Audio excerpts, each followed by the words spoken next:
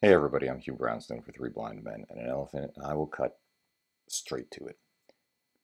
Immediately after receiving my Panasonic GH5 in the first wave of pre-order deliveries back on March 31st of this year, I shifted my priority from vlogging to shooting. 4 months and 10 webisodes into our documentary series Mariner East. I'll put a link below or maybe up here for actually all of the videos I mentioned in this segment, along with thousands of photographs. And just 7 months into 2017, yeah, I'm aiming the GH5 camera of the year. That's because in the real world, it is an outstanding video and stills camera with outstanding lenses available for it at unbeatable price points. It's a dramatic step function improvement over anything else out there for all of the things I do. I just don't see anything on the horizon shipping during 2017 or announced that will match it, let alone beat it. Of course, with this said, your mileage may vary a lot. So let's get into it. Now, back on January 5th, right after the full specs on the GH5 were announced, I posted a video while strolling along the High Line in New York City that intimated I might have found my next camera. To my way of thinking, the GH5's nearest competitor on a specs-only basis, because remember, that's all that was available back then, including 10-bit 422 4K internal recording and 180 frames per second slow-mo in 1080p, was the 4 times as expensive, though outstanding in its own right, Sony FS7. But it was a mundane set of advances over my then favorite camera, the FS7's little cousin, the A6300, and its next incarnation, the A6500, that really piqued my interest, especially since the GH5 would sell for just $500 more than the IBIS and touch screen enabled A6500. The GH5 promised no recording limit, no overheating issues, dual card slots, an optional battery grip allowing hot swapping bigger batteries, better ergos, better menu system with fully implemented touchscreen interface, better viewfinder and fully articulating rear LCD panel, better in-body image stabilization. Now, I would have settled for just the first two. No recording limit and no overheating, because I knew 2017 was going to be the year my focus would shift to longer form video work. Over the ensuing weeks, I did a 3-part series, which many of you will have seen, in which I thought through what my priorities and needs actually were, and how well or poorly the GH5 and its lens options might serve them. It was clear then, based on my experience with a pile of Sony's and Panasonic's GX85 and G85, that the GH5 would fall short on ultimate low light performance, autofocus, and native autofocus lens selection compared to my own Sony's, let alone Canons and Nikons. Now, I finally got my hands on an actual press unit shortly before the production camera shipped, and found that it pretty well lined up with my thinking, except for the fact that I judged that the GH5's low light and autofocus capabilities, hue and cry on the web notwithstanding, were pretty good and would not be critical path obstacles to what I intended to do. Hold that thought. 2 days after I sent the press unit back, my own GH5 with Sigma 30mm 1.4 arrived on my doorstep. 6 weeks later, I was scouting the first locations for Mariner East. And then we started filming. In earnest. Holy crap. You know how I often say, yes, it's about the gear, but no, it's not about the gear, it's about the people? Well, the GH5 is, on the other hand, the perfect illustration of, yes, it's about the gear, period. I simply would not have been able to do what I did next had I limited myself to the cameras I owned. We've shot the entire Mariner East interview series exclusively with the GH5. Those interviews typically run between 75 and 90 minutes a clip before we edit them down. But we actually recorded one contentious town meeting lasting almost 4 hours. 400 residents showed up to question the safety and emergency responders' ability to handle a new hazardous liquids pipeline being rammed through their community. I swapped batteries via the hand grip while the camera recorded continuously, and automatically switched cards. It worked like a charm, but yeah, hold that thought. I used the GH5 with everything from the Sigma 30mm 1.4 and the second lens I bought for the GH5, the tiny Leica 15mm 1.7, to a pair of Sigma's 1.8 zooms and Nikon mount connected via a Metabones Speed Booster Ultra. I never used autofocus, but then again, I wouldn't have done so with the Sonys either. All of the lenses were outstanding, but the Sigma 1.8s with Speed Booster were able to generate depth of field so shallow that in one episode I actually managed, inadvertently and to my chagrin and shame, to have one of the two interviewees in front of the camera slightly out of focus, and I thought I'd had them on the same focal plane. Speaking of focus, I used the transition focus with the Leica 100 to 400 millimeter lens for B-roll at a slow enough speed that it made it look like a seasoned focus puller had done it. But then again, it was a static shot, so let's not get carried away. I used the camera's diminutive size, outstanding IBIS, arguably the best in the business, second perhaps only to Olympus, excellent and fully articulable rear LCD, along with the perfectly suited, also diminutive, inexpensive, yet outstandingly sharp and well-built Sigma 31.4 to capture more B-roll from inside a car with virtually zero setup other than lighting, which in this case was a single aperture Amaron HR672C with diffuser handheld, which fit the bill perfectly. And this made it possible for the subject and the view out of the car to be properly exposed. The camera's rear LCD was bright enough for this scenario, though hold that thought too. On more than one occasion, I left my Tascam DR70D or Sony ICD SX2000 audio recorders at home and simply plugged a Rode Filmmaker wireless lav directly into the GH5, freeing up space and weight while reducing complexity. Now, heads up, I'd suggest setting the Rode to 0 dB and the GH5 at -12 dB. I often plugged a set of Apple earbuds into the headphone jack too. Yeah, no need to sync in post, but you guessed it, hold that thought as well. I connected an Atomos Ninja or Blackmagic 4K video assist to the GH5 with a full HDMI to HDMI cable, hallelujah, to get really crisp, large monochrome focus peaking without once muttering under my breath about a jiggly connection. And right, hold that thought. Maybe I should just start saying HTT. I used the Leica 100 to 400 to photograph horse races at Radnor Hunt in Pennsylvania and the Belmont Racetrack in New York with gorgeous results. HTT. I used the rear swivel LCD panel to do selfies, which I never thought I'd do, at the Metropolitan Museum of Art's centennial exhibition of legendary photographer Irving Penn. Then again, I probably shouldn't have taken the selfie in the first place. I used that Leica 15mm 1.7 for black and white street photography outside the museum, and I loved it. Loved it. Period. I used the remote app for a number of my vlogging episodes to manually focus, zoom, change exposure, and or change ISO the way I couldn't quite with my A6300. It was fantastic, but say it with me now, HTT. I used the touch menus, especially the personalized custom menu, every time I turned the camera on to get to what I needed quickly and easily, from changing mic levels to turning on and off the stabilization and more. Yeah. Hold that thought. You know, this is just beginning to sound like responsive reading at a house of worship, so I've just got to stop this.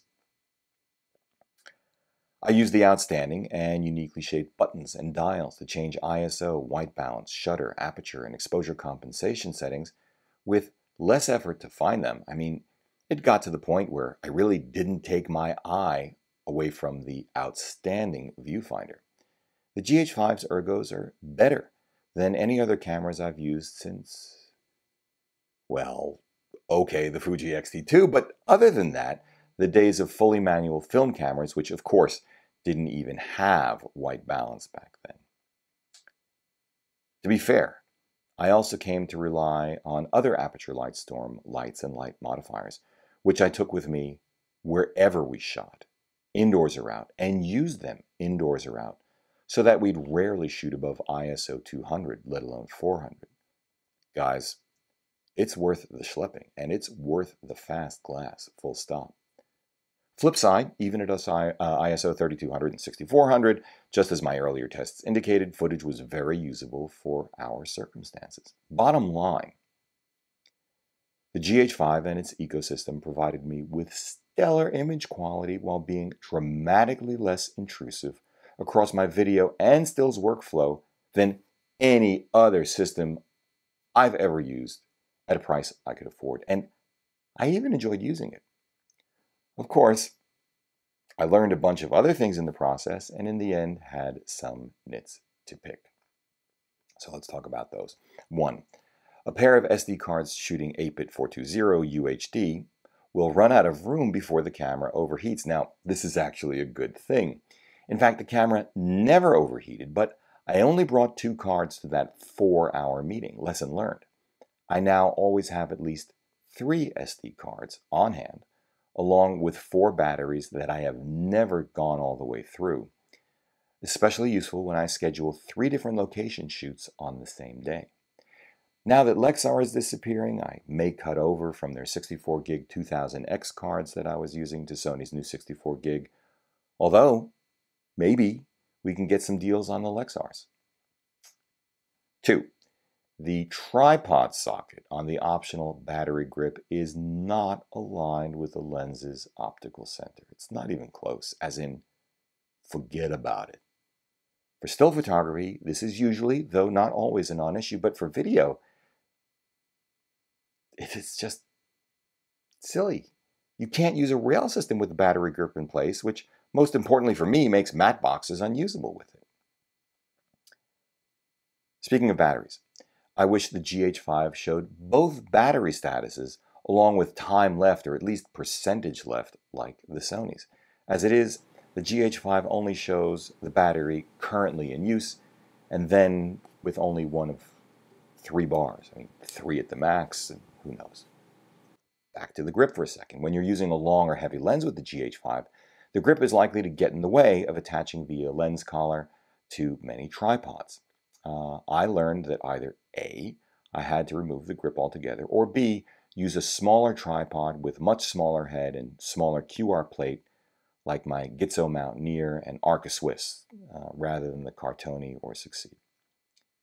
The good news is you really can use a much smaller tripod, and I can't say enough good things about the Gitzo or Arca Swiss QR plates generally. On the other hand, I'm really not having much luck finding a well-priced fluid head with Arca Swiss compatible QR plates, so if you've got any suggestions, please put them in below. It's always something. 3. The optional audio unit is a nice idea, but the dual recording capability on my DR70D saved my bacon, and the GH5 with optional audio unit doesn't offer this capability. I wish it did. Really, a lot. Well, actually, I wish the GH5 had this capability along with external buttons on an updated grip with 2 batteries and an optically aligned tripod socket. 4.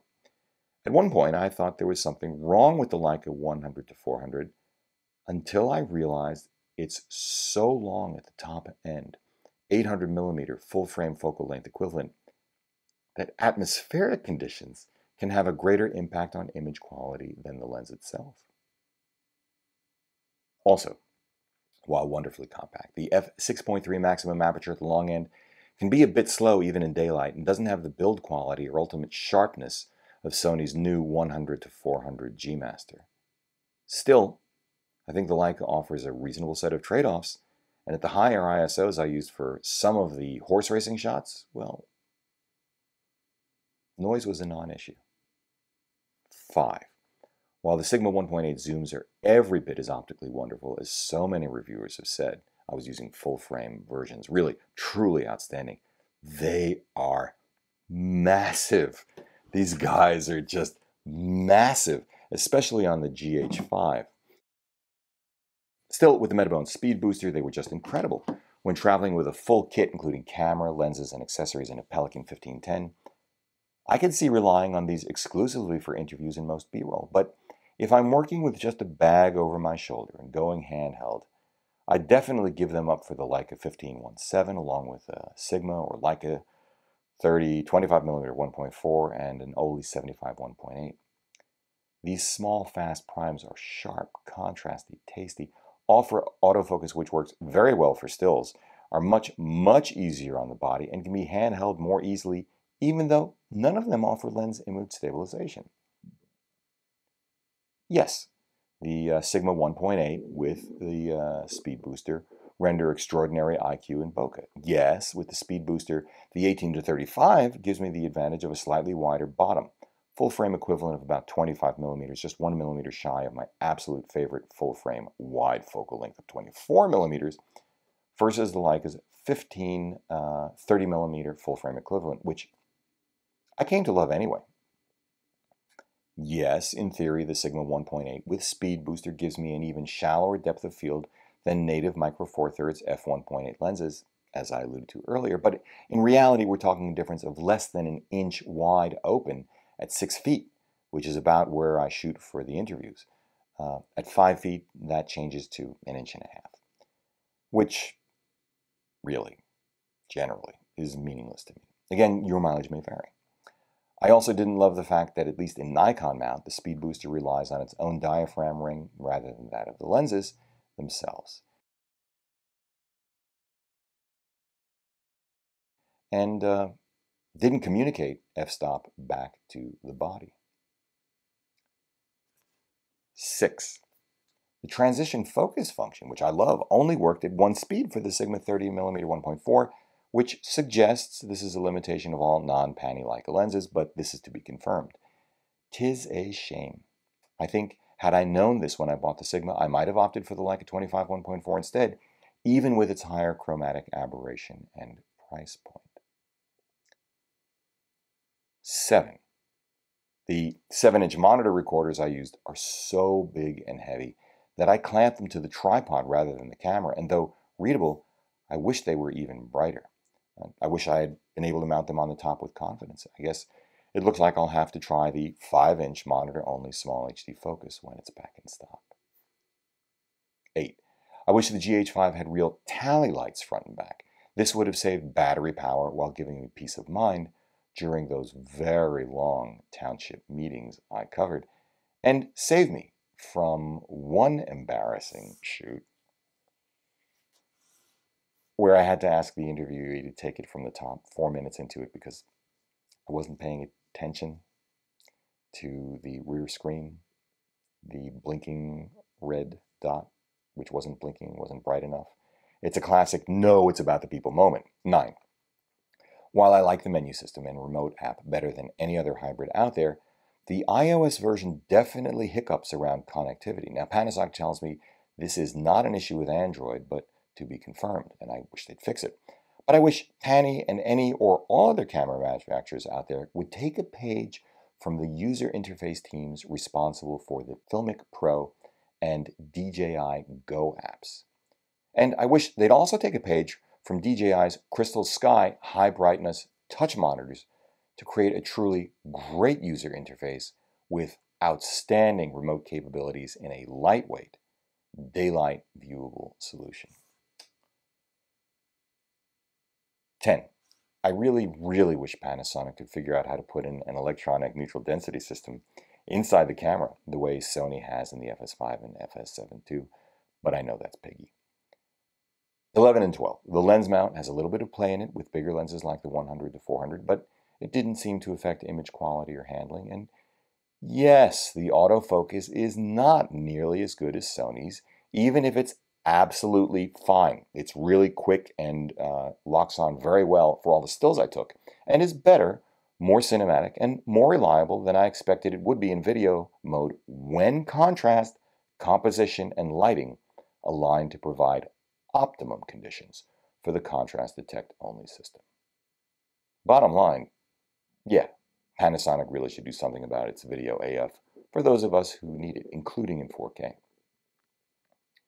Finally, lesson, call this being a victim of success. I shot so much, have so much good footage, have so much more to shoot, and need to edit with ever shorter turnaround times that I need another RAID system. Now, I already have an 8 terabyte OWC Thunderbait 4, but right now, below me and behind me, I'm evaluating 6-bay Promise Pegasus R6 with 24 terabytes and an 8-bay G-Tech Shuttle XL also with 24 terabytes. Stay tuned for a separate review. By the way, if you're watching this QNAP, I'd love to get one of your Thunderbolt DAS units into the mix. I never did use the higher bit or frame rates nor the 6K photo mode, but they're coming, I promise.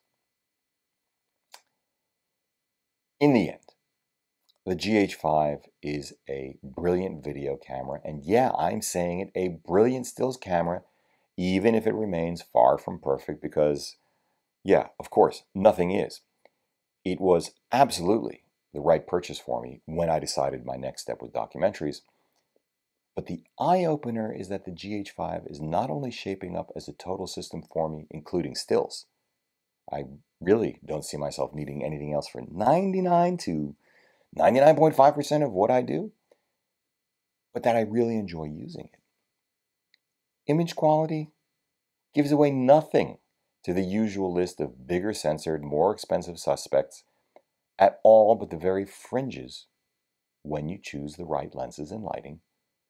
And the combination of functionality, reliability, image quality, ergonomics, and price point blow everything else out of the water. Now, yes, Sony's A9 is an extraordinary camera and crushes the GH5 for shooting speed, autofocus performance, high ISO performance, and ultimate image quality. Yes, Sony has more native fast telephotos and telephoto zooms with superior image and build quality than anything native mount for the GH5. Well, yeah, that. And those gorgeous new E-mount Fujinon MK Cine zooms are not currently available in Micro Four Thirds. But the A9 is more than twice the price of the GH5. It doesn't have the bit rates, color depth, and internal video recording capability of the GH5.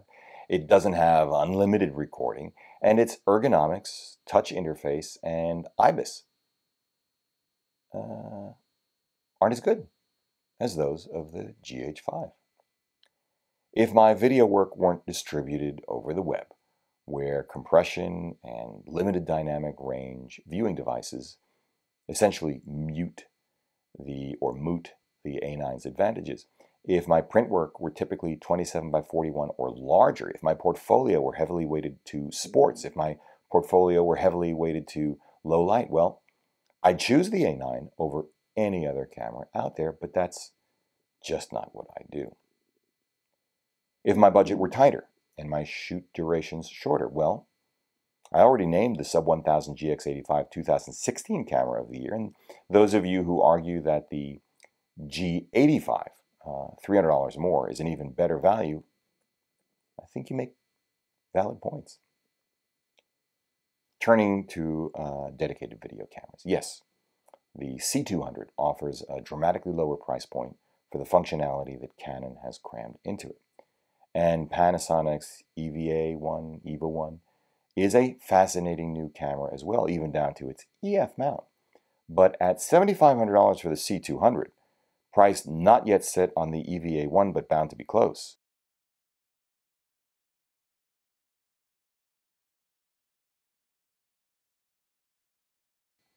the fact that they're video only and neither is yet shipping, they're really aimed at someone other than me. For now. As I said at the beginning, I just don't see any other camera on the horizon that will start shipping in 2017 that can do better, let alone as well, at anywhere near the $2,000 price of the GH5. And for that, again, I'm naming the Panasonic GH5 right here, right now, July 31st, as my 2017 camera of the year. Alrighty then. If you like what you've seen today, please give a thumbs up, subscribe, join the conversation below. It's always fantastic. Consider supporting our efforts by using our affiliate links or even contributing coffee money directly via our PayPal link below. We thank you for it. For 3 Blind Men and an Elephant, I'm Hugh Brownstone. See you next time.